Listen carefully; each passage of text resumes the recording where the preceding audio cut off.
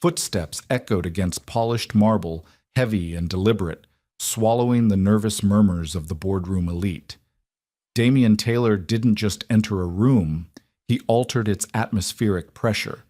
Yet right now, the ruthless Enigma wasn't commanding a hostile takeover. He was sprawled on a suede sofa, lethal and still. Pinned beneath his heavy tattooed forearm was a sleeping Omega. If you breathe too loud, you're dead. Welcome to the top floor, where apex predators learn how to purr. Fluorescent lights buzzed with a low, grating hum that felt like sandpaper against Toby's temporal lobes. Actually, it wasn't the lights. The Penthouse boardroom was illuminated by recessed amber LEDs, designed to make billion-dollar acquisitions feel like intimate fireside chats. The buzz was entirely inside Toby's head, a byproduct of 38 hours without sleep, fueled only by lukewarm breakroom espresso and sheer, trembling panic. He dug his fingernails into the meat of his thigh, trying to ground himself. His cheap cotton slacks offered no resistance. Across the sprawling expanse of the mahogany table, the final negotiations for the Taylor-Rostov merger were devolving into a slow, agonizing death march. Toby swallowed. His throat tasted like stale peppermint and bile. As a junior data analyst and the only unbonded Omega in a room choked with aggressive, posturing alphas, he was supposed to be invisible, a human spreadsheet. He kept his scent blockers aggressively topped up, his pulse suppressed, his head down. But the blockers were wearing off.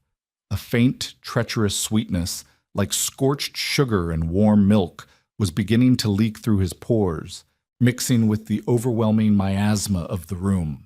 The air was thick. It smelled of expensive cedarwood cologne, nervous sweat, and the sharp, sour tang of alpha aggression. And then there was Damian. Damian Taylor sat at the head of the table, not participating in the shouting match. He didn't need to. As an Enigma, a biological rarity that treated standard alphas the way a sledgehammer treats glass, his mere physical presence was a blunt force instrument. He smelled of static electricity, ozone, crushed black pepper. It wasn't a scent you inhaled. It was a scent that coated your lungs and forced you to submit to gravity. Damian shifted in his custom leather chair. The faint creak of the material was the only sound he made, but it acted like a gunshot. The arguing executives immediately clamped their mouths shut. "We take a 10-minute recess," Damian said. His voice was a low rumble, rough around the edges, lacking any inflection of a question. "If you cannot present a viable restructuring plan by 2:15, I will liquidate Rostov's assets and sell them for scrap. Out."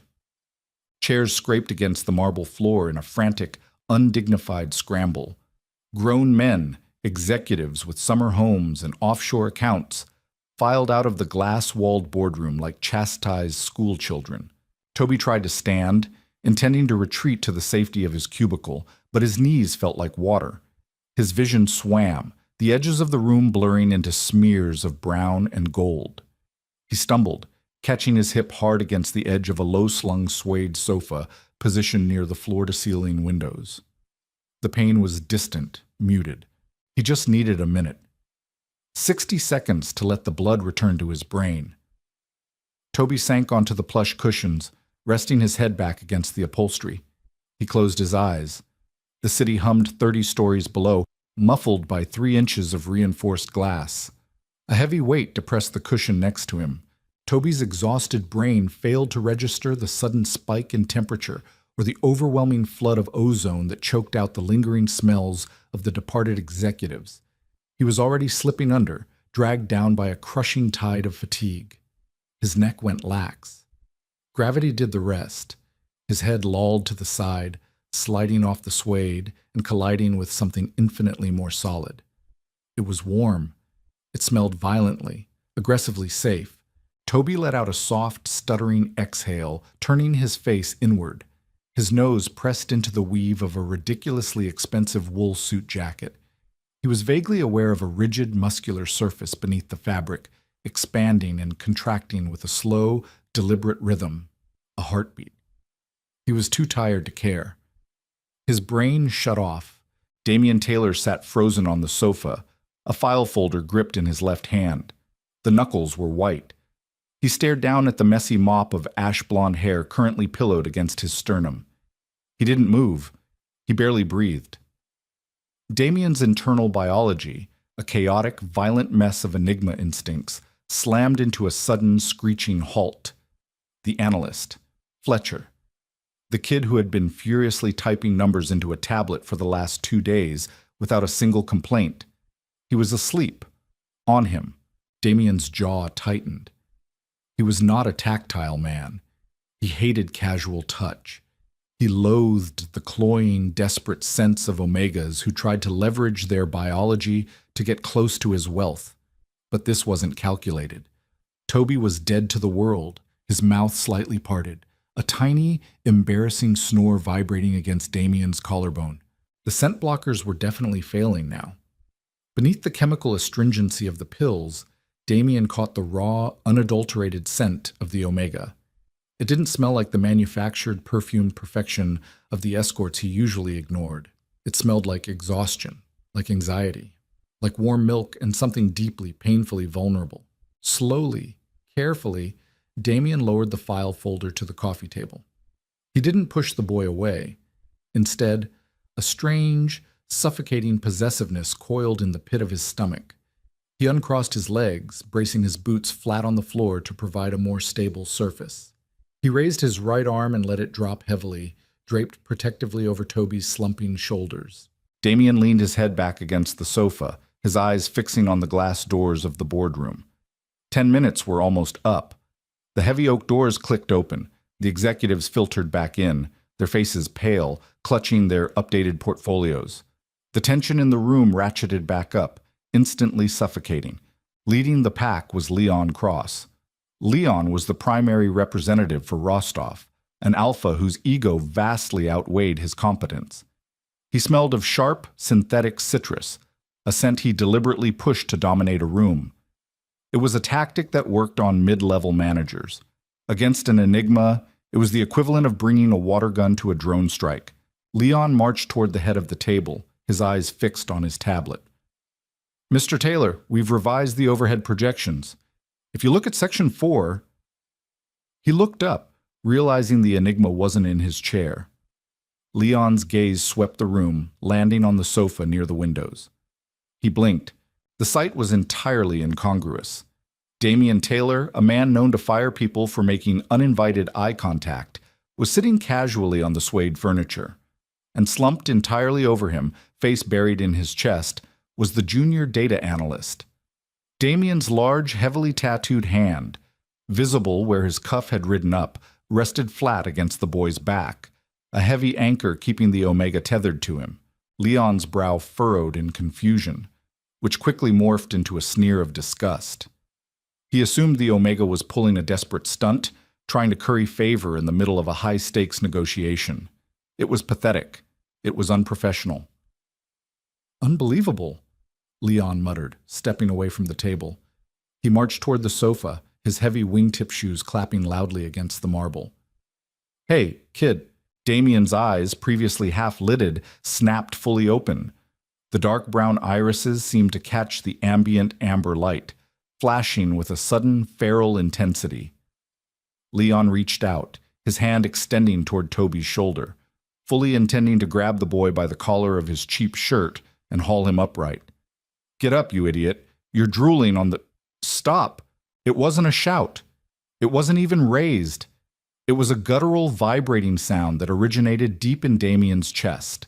It bypassed the eardrums entirely and rattled directly against the bones of everyone in the room. Leon's hand froze mid-air, inches from Toby's back. The air pressure in the boardroom physically dropped. The Enigma's scent, previously contained, violently flooded the space. It wasn't just ozone anymore. It was the metallic copper tang of an impending nosebleed.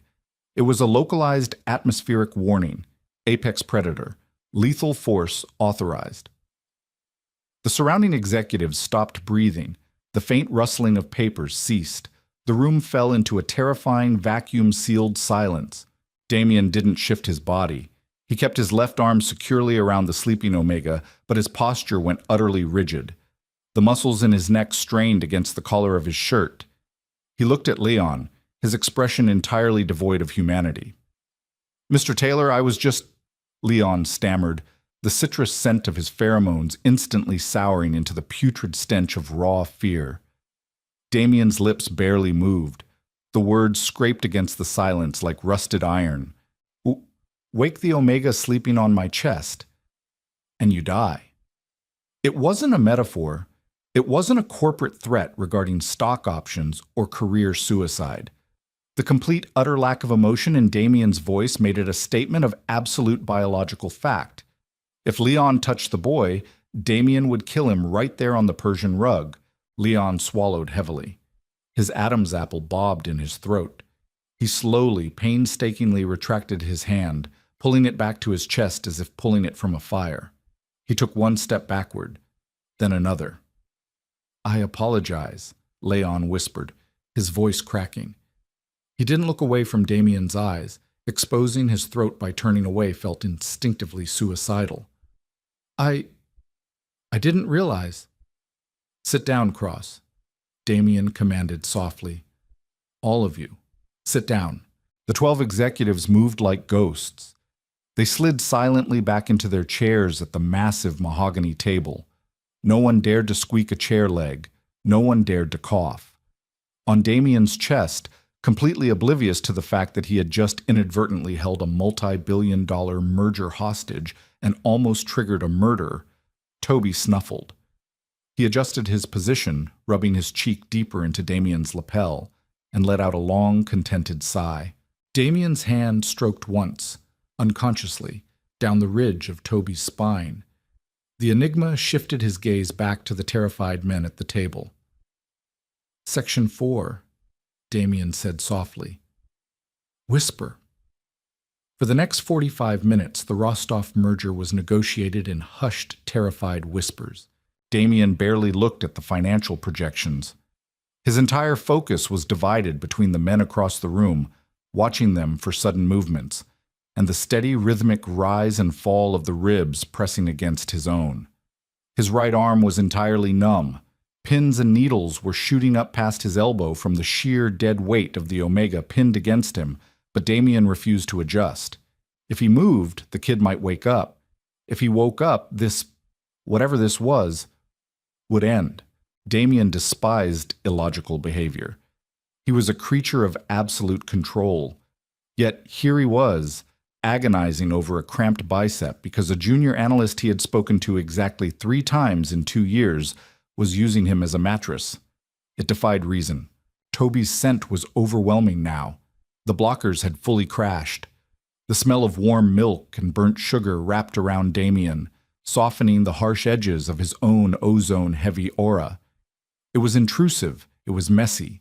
It was the best thing Damien had ever inhaled. Suddenly, the rhythm of Toby's breathing hitched.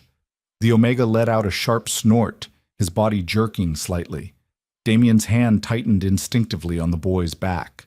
Slowly, agonizingly, Toby's consciousness booted back up.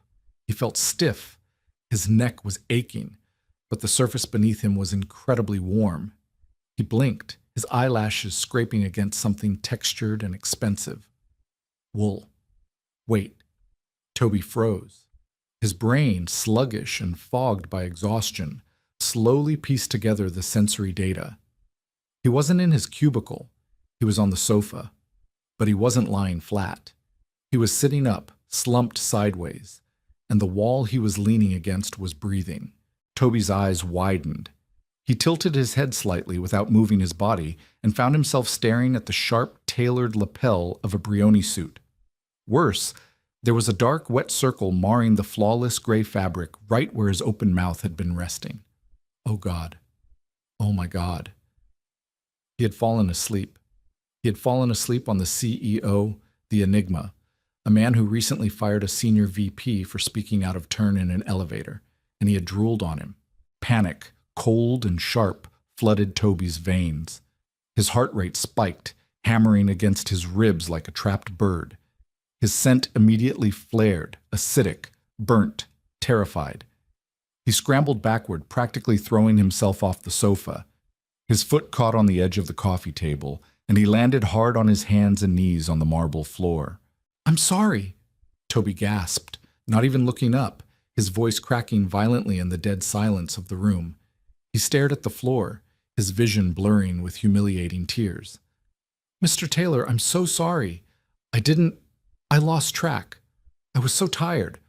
I'll pack up my desk immediately. I'm sorry." The silence in the boardroom was absolute.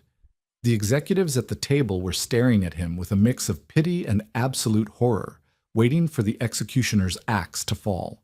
Damien slowly sat forward. The loss of the Omega's body heat was instantaneous, leaving a cold, hollow ache in his chest that pissed him off. He looked down at the boy trembling on the floor. Toby looked like a wreck.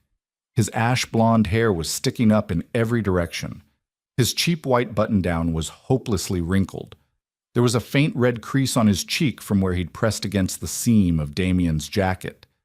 He looked imperfect, messy, and entirely terrified. Damien hated the fear rolling off the boy.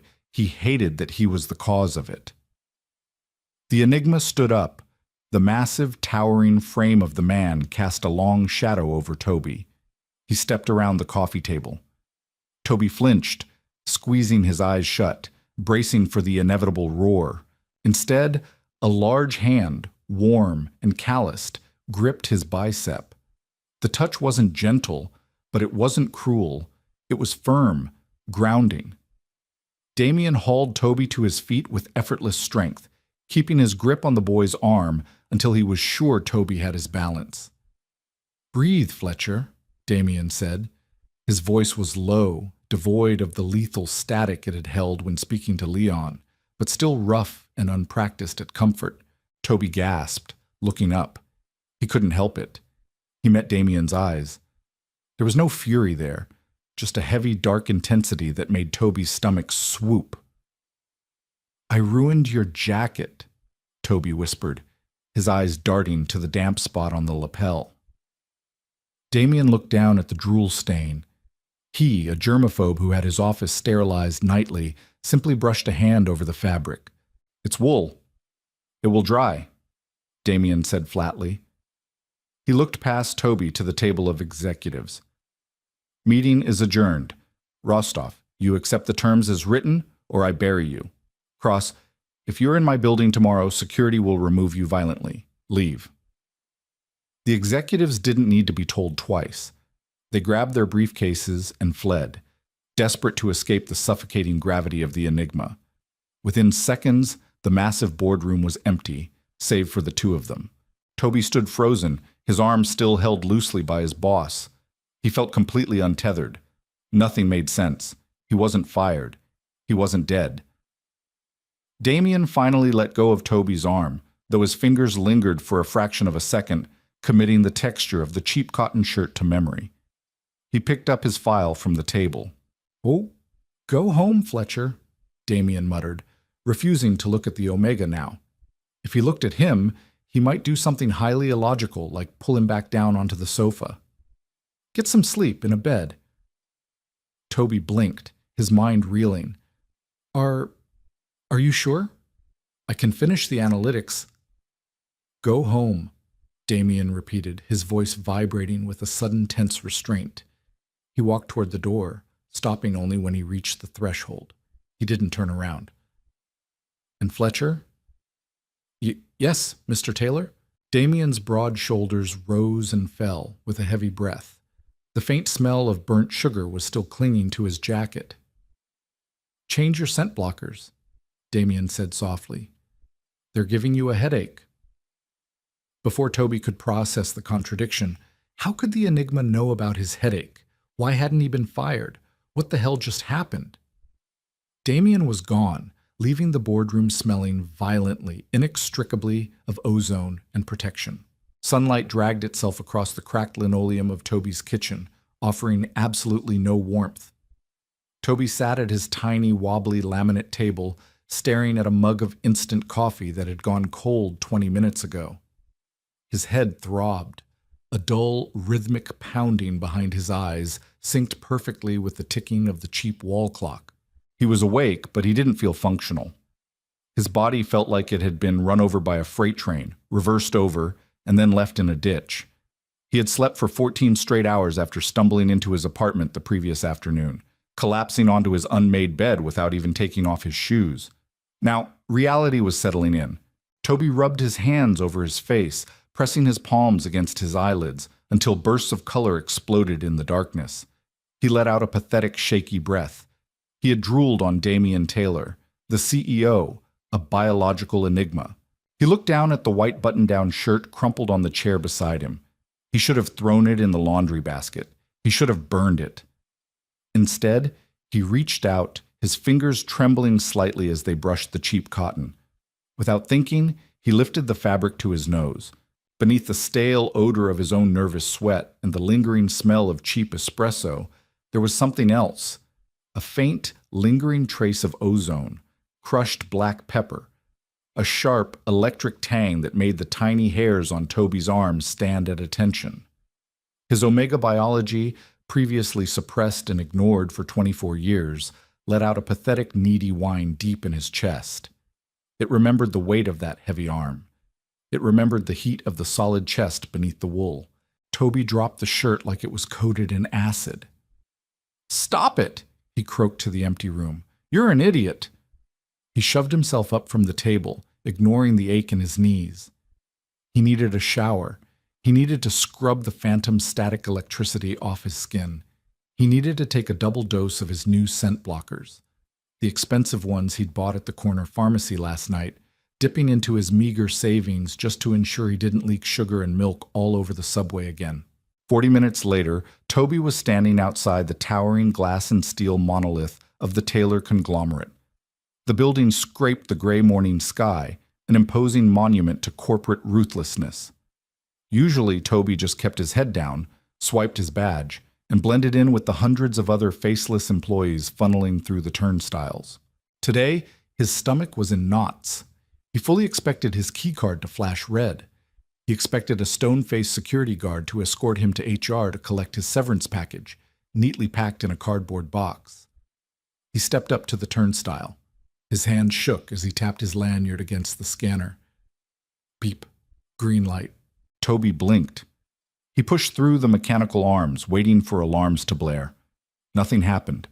The lobby buzzed with the usual morning chaos, heels clicking on marble, the hum of elevator banks, the dull roar of 100 hushed conversations. He walked to the employee elevators, feeling entirely disconnected from his own body. When he reached the analytics department on the 14th floor, the atmosphere shifted. The moment Toby stepped out of the elevator, the ambient noise in the bullpen died. Dozens of heads snapped up from their dual monitors. Keyboards fell silent. Beta analysts, alpha supervisors, and the handful of other Omegas all stared at him. Toby swallowed dryly, tugging at the collar of his fresh shirt. The silence was suffocating. His immediate supervisor, a beta named Greg, who usually communicated exclusively through passive-aggressive sticky notes, suddenly stood up from his desk. Greg looked at Toby like he was holding a live grenade. "Fletcher," Greg said, his voice unnaturally loud in the quiet room. "I'm here," Toby said quickly, his voice cracking.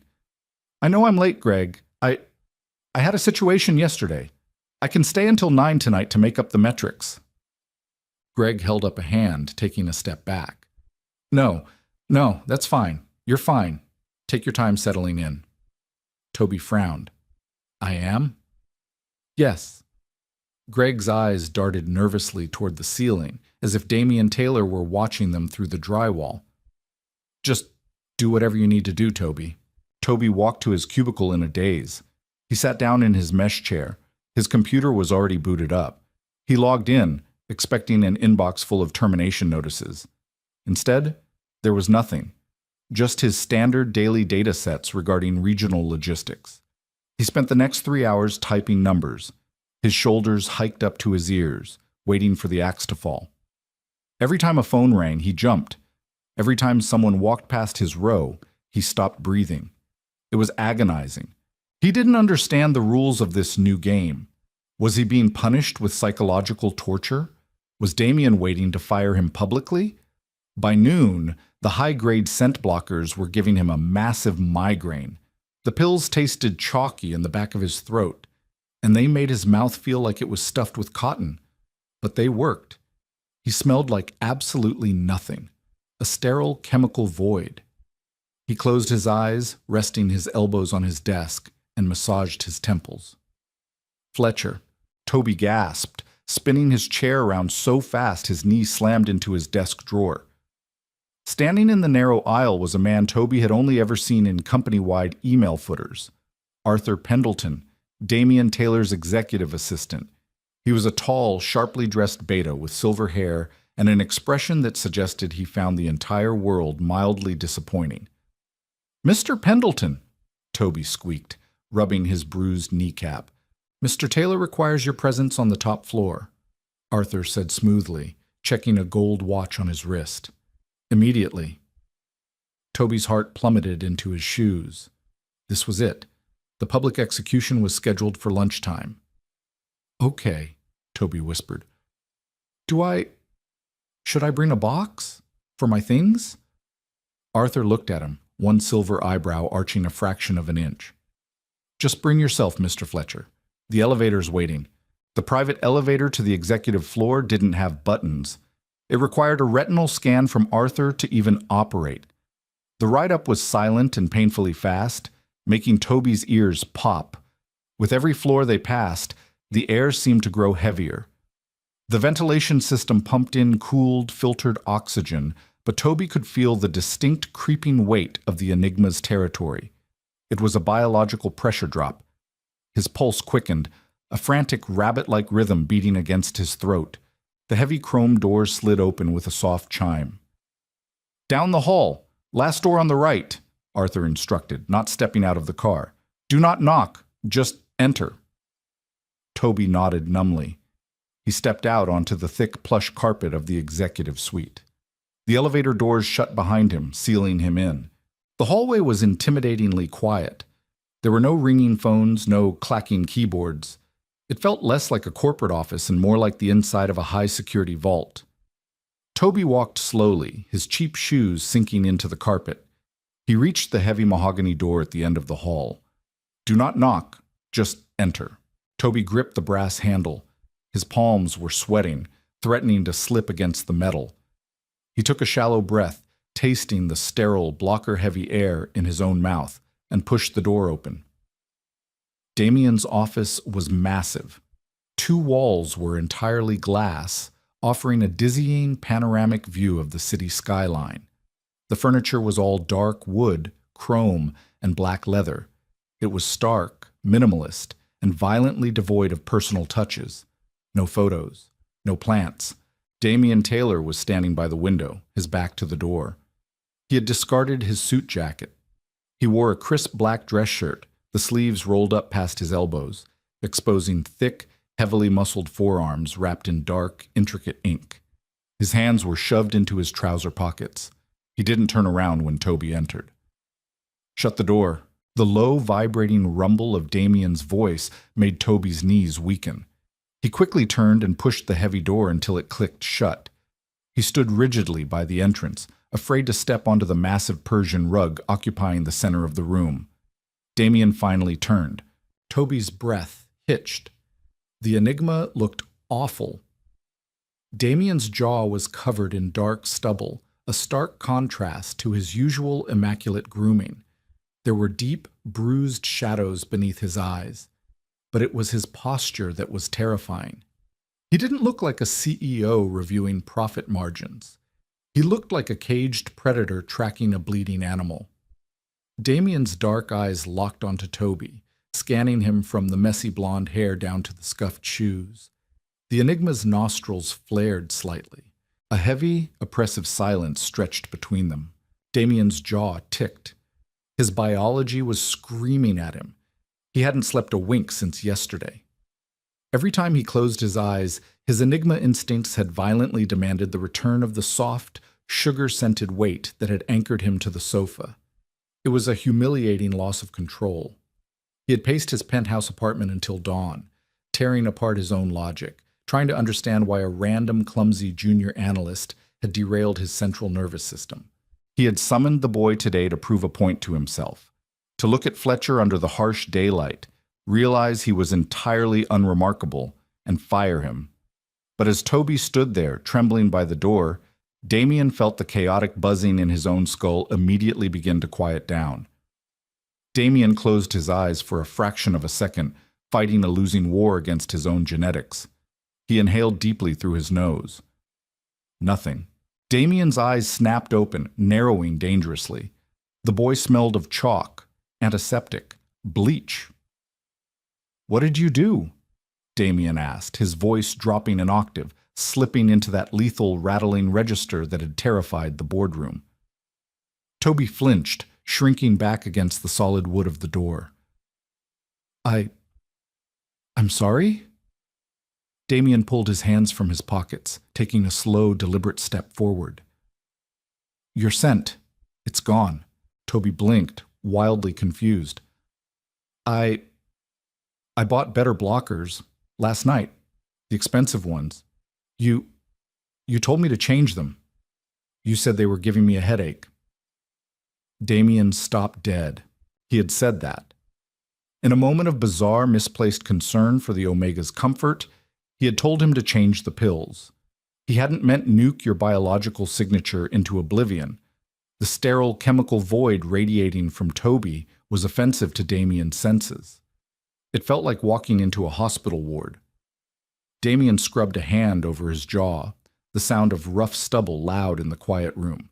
He walked over to his massive desk and hit a button on the intercom. "Arthur!" Damien barked. "Yes, Mr. Taylor?" The intercom crackled. "Have IT move a workstation into my office. Dual monitors, standing desk options. Put it in the far corner." Toby's jaw dropped. "What?" Damien released the intercom button and pinned Toby with a hard stare. "You're being reassigned, Fletcher." To what?" Toby stammered, his mind short-circuiting. "I do regional logistics for mid-level accounts. I don't know anything about executive operations. I barely know how to use the high-speed copier." "You will analyze my personal portfolios," Damien lied smoothly. He didn't care if Toby sat in the corner and played solitaire all day. "You will work directly under my supervision, starting today." Toby pushed off the door, panic finally overriding his fear of the Enigma. "Mr. Taylor, please. I don't understand. If this is about yesterday, I swear it will never happen again. You don't have to punish me like this. Just fire me." Damien crossed the room before Toby could blink. The Enigma moved with a terrifying liquid speed, closing the distance between them until he was standing mere inches away. Toby choked on a gasp, his back hitting the door hard. He had to crane his neck back to maintain eye contact. The smell of ozone was blinding. It wasn't the violent, bloody metallic scent from the boardroom, but it was heavy, suffocating, and incredibly dominant. It wrapped around Toby, seeping into his clothes, anchoring his feet to the floor. Damien looked down at him, his dark eyes tracing the frantic pulse jumping in Toby's throat. He raised a hand, stopping inches from Toby's neck. He didn't touch him, but the heat radiating from his large palm was a physical brand against Toby's skin. "If I wanted to fire you, Fletcher, you would be on the street right now," Damien said, his voice barely a whisper, yet it filled the entire room. "This is not a punishment." Toby's breath hitched. He stared up at the Enigma, his vision swimming slightly from the proximity and the sheer biological pressure. "Then what is it?" Damien stared at the boy's pale, trembling lips. He felt the terrifying, illogical urge to press his thumb against them, to drag the Omega back to the sofa and keep him there until the world stopped spinning. "It's a promotion," Damien muttered, stepping back abruptly. The loss of his body heat left Toby shivering. "Go back downstairs, pack your desk. And Fletcher?" Toby swallowed hard, gripping the door handle behind his back for support. "Yes." Damien turned his back, walking toward the window. "Throw those new pills in the trash.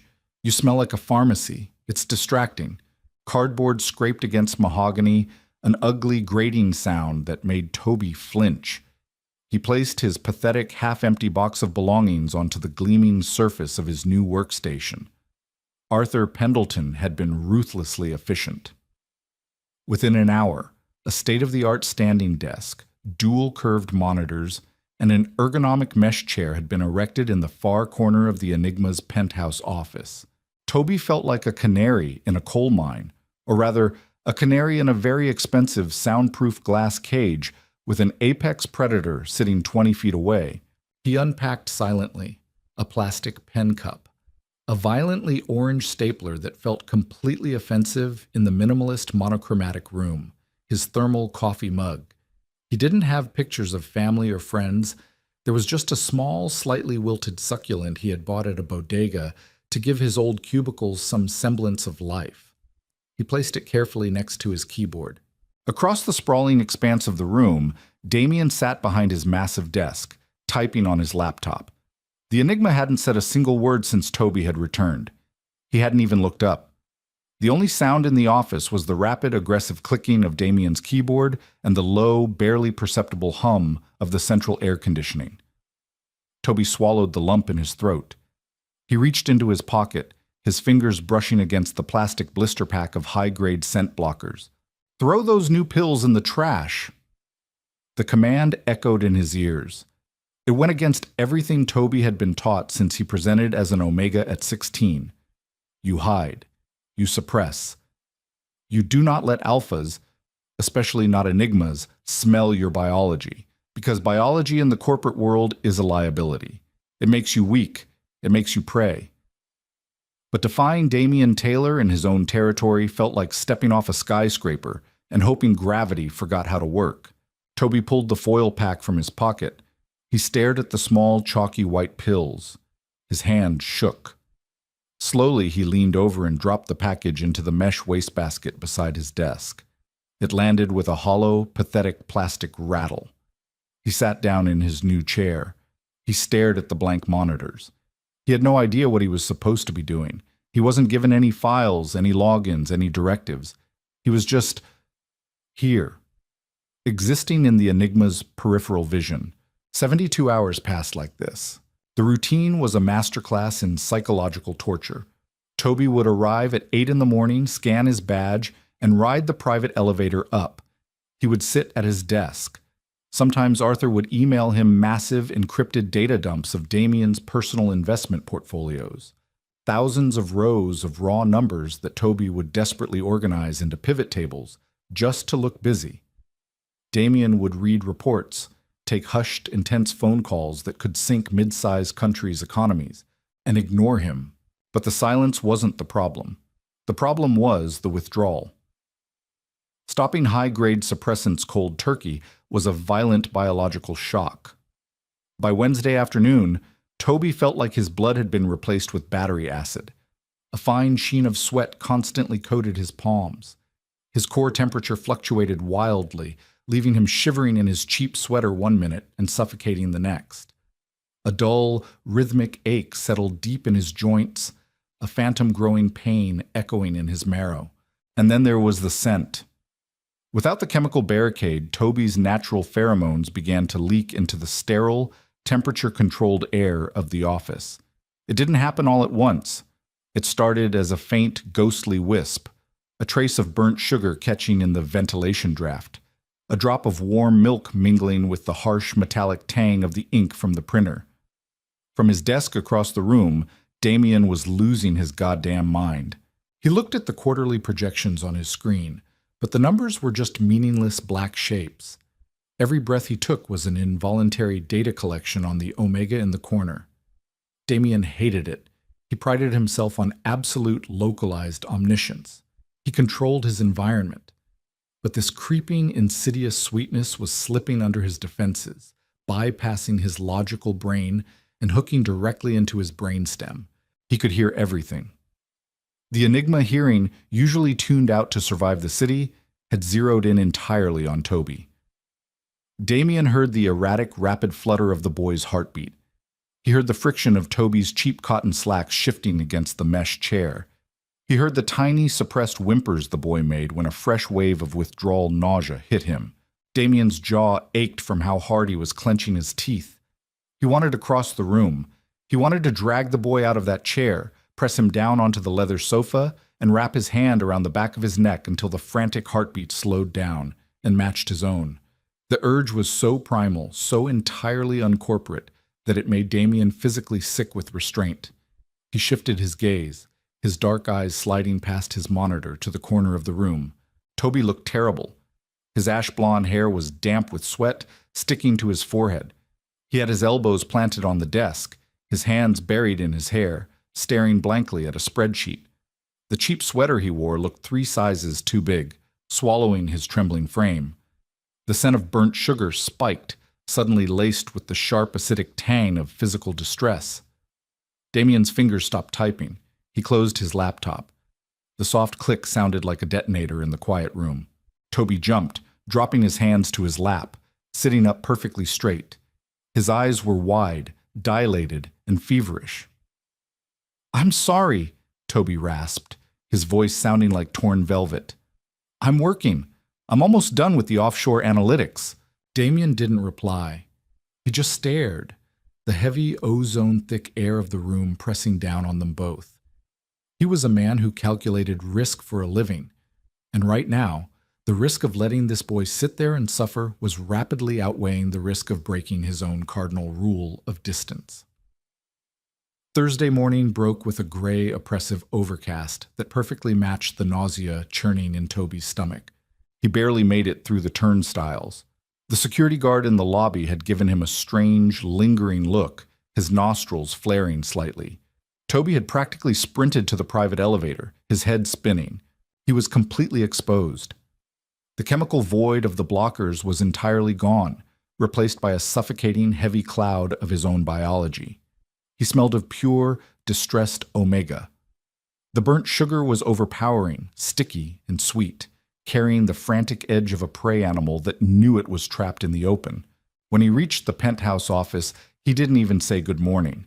He just staggered to his corner, dropped into his chair, and put his head between his knees, trying to force oxygen into his burning lungs.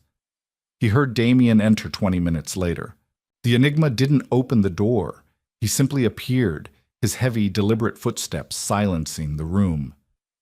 The moment Damien crossed the threshold, the atmospheric pressure violently shifted. The ozone crashed into the room like a physical wave, thick with black pepper and static. Toby whined, a pathetic, involuntary sound ripped from the back of his throat. His biology recognized the apex predator. His instinct screamed at him to submit, to roll over, to bare his throat. He dug his fingernails into his knees, fighting the urge with every ounce of his cynical, rational mind. "You are an employee. He is the CEO. Act like a human being." "Fletcher!" The voice was directly above him. Toby gasped, his head snapping up. He hadn't even heard Damien cross the massive room. The Enigma was standing right next to his desk, towering over him. Damien wasn't wearing a suit jacket today. He wore a dark charcoal vest over a white shirt, the fabric pulled taut over his broad chest. "I'm fine," Toby lied instantly, his vision swimming. The room tilted sideways. He reached out blindly to grab his desk for support, but his hand caught the edge of his thermal coffee mug instead. The heavy metal mug tipped over. Iced, watered-down coffee cascaded across the desk, completely soaking the keyboard and pooling toward the edge. "Oh God, no, no, no!" Toby panicked, scrambling out of his chair. His legs felt like wet noodles.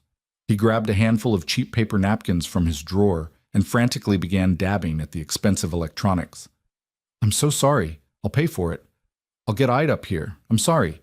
He was babbling, his hands shaking so badly he was just smearing the brown liquid further across the mahogany. His scent was going entirely rancid with fear. Acrid, burning, sour. Suddenly, a large, heavy hand clamped around Toby's wrist. The touch was a shock to his system. It wasn't gentle. It was a vice grip, utterly immovable, stopping Toby's frantic wiping instantly. The heat radiating from Damien's palm seared straight through Toby's skin, sending a violent jolt of static electricity up his arm. "Stop!" Damien growled. Toby froze. He looked up, terrified. Damien's face was inches from his. The Enigma's dark eyes were completely dilated, the pupils swallowing the irises. The muscle in his jaw was ticking furiously. He wasn't looking at the spilled coffee. He was looking at Toby's throat, where the frantic pulse was visibly beating against the pale skin. "You're burning up," Damien said, his voice dropping into that terrifying, rattling sub-vocal register that bypassed the ears and vibrated directly in Toby's chest. "Withdrawal," Toby breathed, unable to lie, unable to look away from the intense, suffocating gaze. "From the blockers. You told me to stop." Damien's grip on Toby's wrist shifted. He didn't let go. Instead, his thumb slid down to press precisely against the erratic pulse point on Toby's inner wrist. The Enigma let out a slow, heavy breath. The localized ozone around them spiked, but it wasn't aggressive anymore. It shifted, wrapping around Toby like a heavy protective blanket. The static electricity dulled into a warm, buzzing hum that pushed back against the nausea in Toby's stomach. "I didn't tell you to poison yourself with withdrawal, Fletcher," Damien murmured, stepping closer, trapping Toby between his massive frame and the edge of the desk. "You should have stayed home. You reassigned me," Toby stammered, his brain completely offline. All he could focus on was the thumb stroking his pulse and the overwhelming sense of safety rolling off the man in front of him. "I thought if I didn't show up, you'd fire me." Damien's eyes flicked up to meet Toby's. A dark, complicated emotion twisted in the Enigma's gaze. It looked a lot like fury, but the thumb on Toby's wrist remained incredibly careful. "I'm not going to fire you." Damien stepped even closer, his chest brushing against Toby's shoulder. "But you are entirely useless to me like this. You can't even stand." "I can," Toby protested weakly, trying to pull his wrist back. Damien didn't budge. "Prove it." He released Toby's wrist and took a half step back, folding his arms across his chest. Toby took a breath, letting go of the desk. For 2 seconds he was fine. Then a massive wave of vertigo hit him. The floor dropped out from under his feet. His knees buckled completely. He braced for the painful impact of the floor, squeezing his eyes shut. He didn't hit the ground. Strong hands caught him under the arms. Before Toby could even register the movement, he was lifted entirely off his feet. Damien's arm wrapped around his waist, hauling Toby hard against his chest. The smell of crushed black pepper and expensive fabric consumed him. "Idiot," Damien muttered against the top of Toby's hair. Toby's hands instinctively grabbed handfuls of Damien's vest. He buried his face in the Enigma's chest, exactly where he had fallen asleep days ago, letting out a long, pathetic shudder. The deep, rumbling heartbeat beneath his ear immediately began to sync with his own. Damien stood perfectly still in the middle of the ruined coffee spill, holding the shivering Omega. The burnt sugar scent radiating from Toby was no longer acrid. It was softening, melting into something impossibly warm and deeply, dangerously addictive. The Enigma closed his eyes, resting his chin lightly on top of the messy blonde hair. The cynical CEO who liquidated companies for sport was entirely gone. In his place was a biological absolute, realizing with terrifying clarity that the anchor dragging him down wasn't a burden. It was the only thing keeping him tethered to the earth. "Arthur," Damien barked loudly, not moving an inch. A second later, the intercom on his desk crackled. "Yes, Mr. Taylor?" "Cancel my afternoon," Damien commanded, his grip tightening around Toby's waist, locking the boy against him. "And bring a car around to the private garage. I'm taking Fletcher home." Concrete pillars of the underground garage whipped past the tinted windows in a dizzying blur of gray. Inside the cavernous back seat of the Maybach, the silence was absolute, save for the hum of the tires and the ragged, uneven sound of Toby trying to breathe through his nose. He was wedged into the corner of the plush leather seat, his knees pulled up to his chest.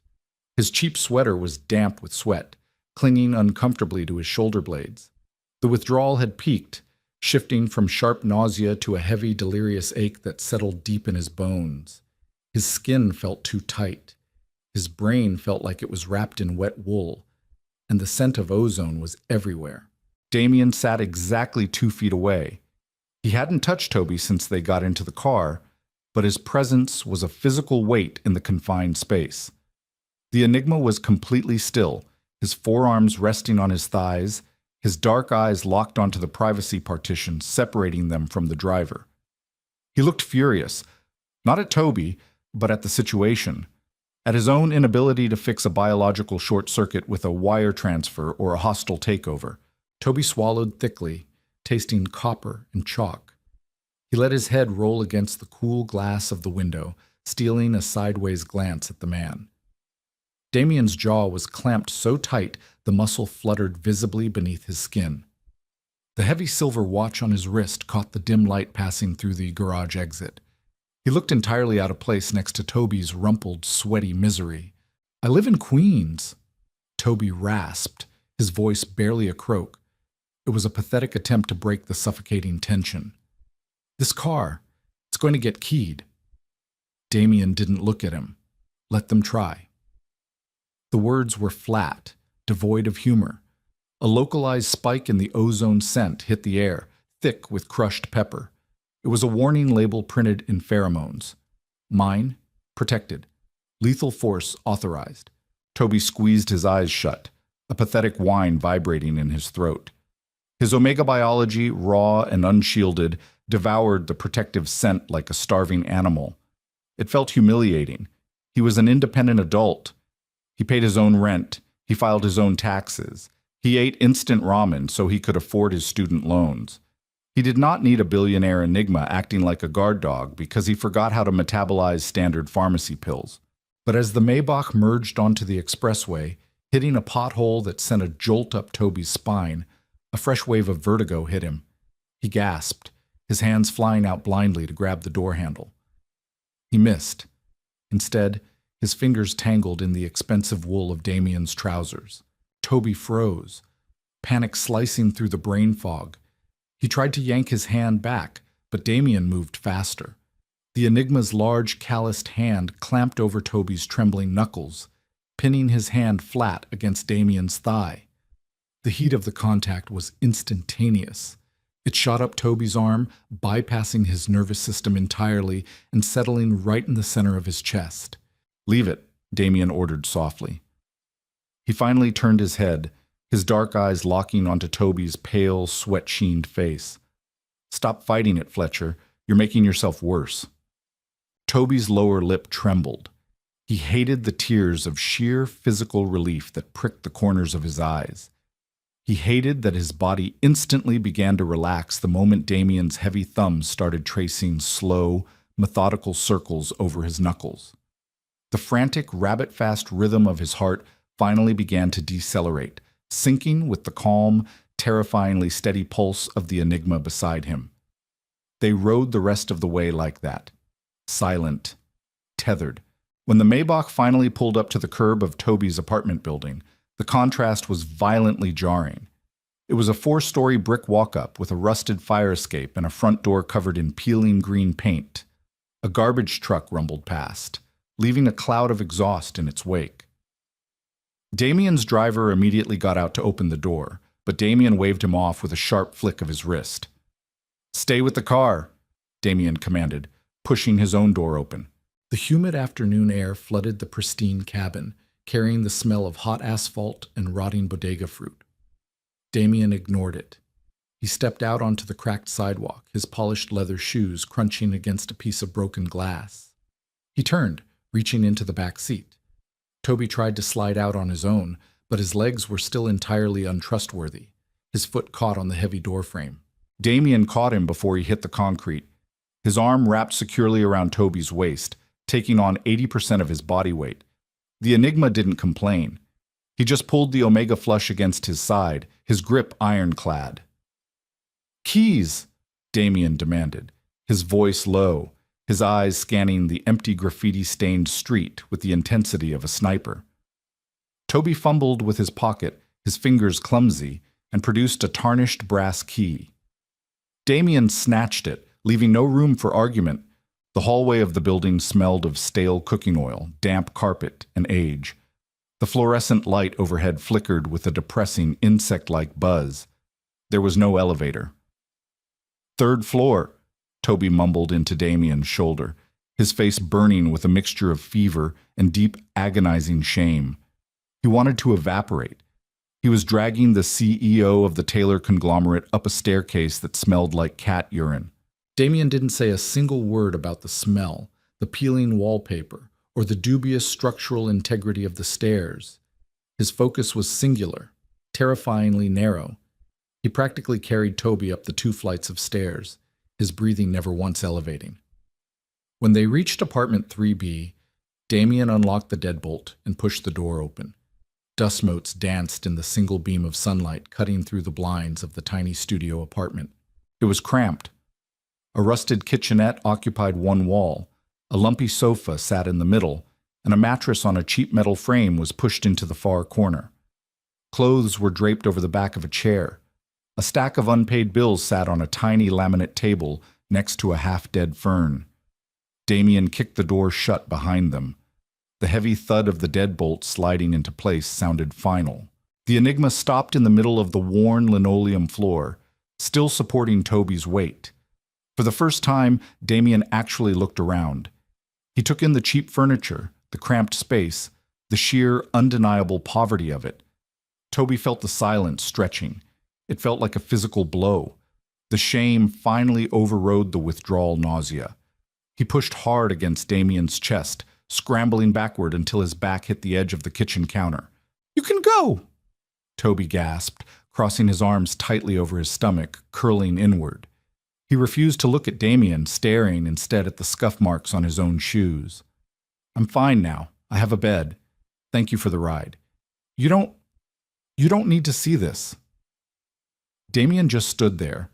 The heavy scent of ozone began to fill the small room, violently overpowering the smell of stale coffee and cheap laundry detergent. "See what, Fletcher?" Damien asked. His voice was a low rumble, devoid of judgment, but thick with something far more dangerous. "This!"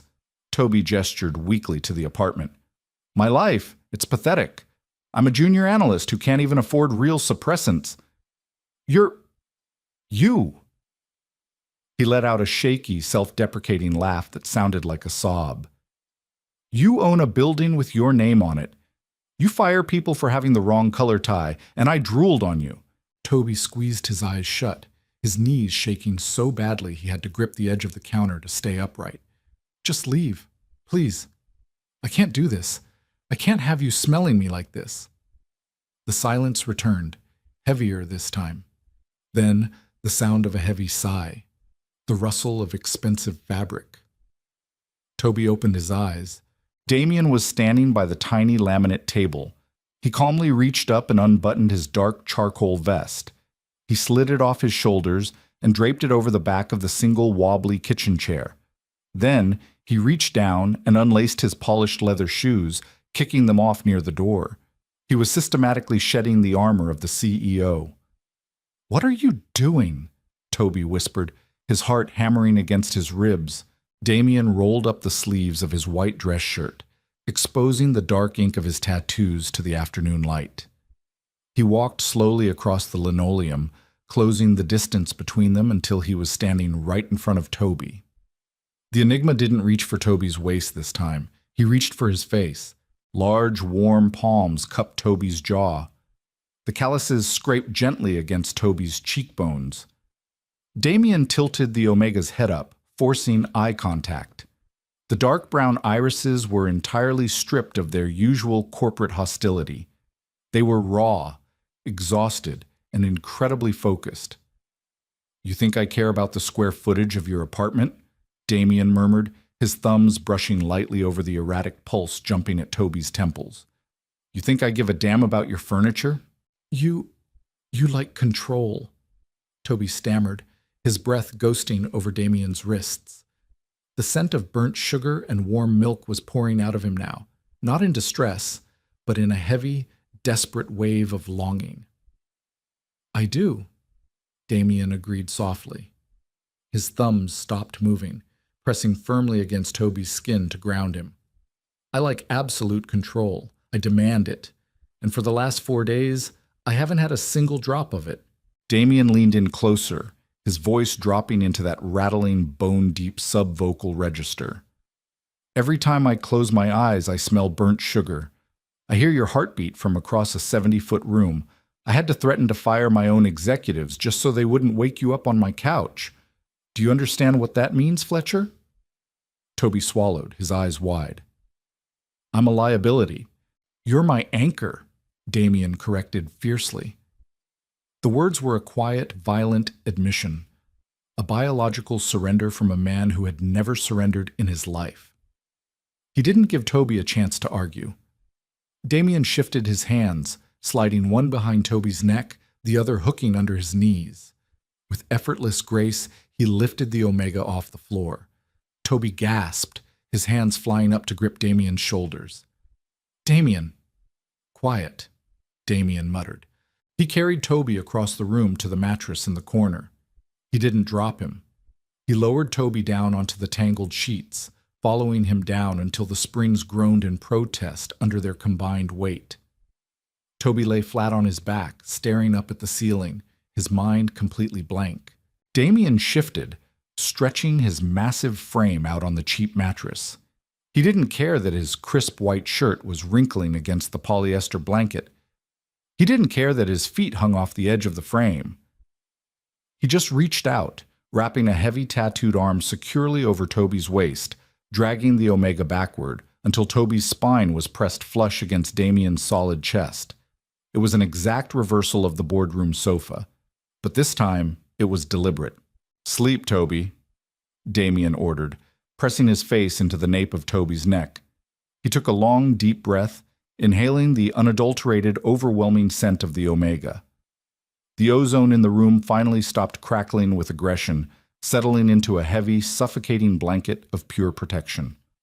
Toby lay rigid for a total of 3 seconds. Then, his biology won. The feverish ache in his joints melted. The terrifying void of the withdrawal was instantly filled by the grounding, static weight of the Enigma behind him. Toby let out a long, stuttering exhale. His eyes drifted shut. His hand crept down, his fingers intertwining with the large hand resting on his stomach. He didn't know what was going to happen on Monday. He didn't know how you explained to HR that you were currently being used as a biological pacifier by the CEO. But as the sound of Damien's steady heartbeat echoed through his own chest, Toby realized he didn't really care. The penthouse had frozen, but down here in the cramped, dusty reality of Queens, the ice had finally cracked. The tension has finally snapped. From a terrifying boardroom encounter to a raw, emotional grounding in a cramped apartment, Damien and Toby's dynamic proves that biology doesn't care about your tax bracket. If you love the intense sensory details of this Enigma and Omega pairing and want to see more deeply human, slow-burn stories like this, smash that like button. Share this video with a friend who loves a protective, possessive alpha. And don't forget to subscribe to the channel for more original audio dramas. Let me know in the comments, what was your favorite moment of Damien losing his mind?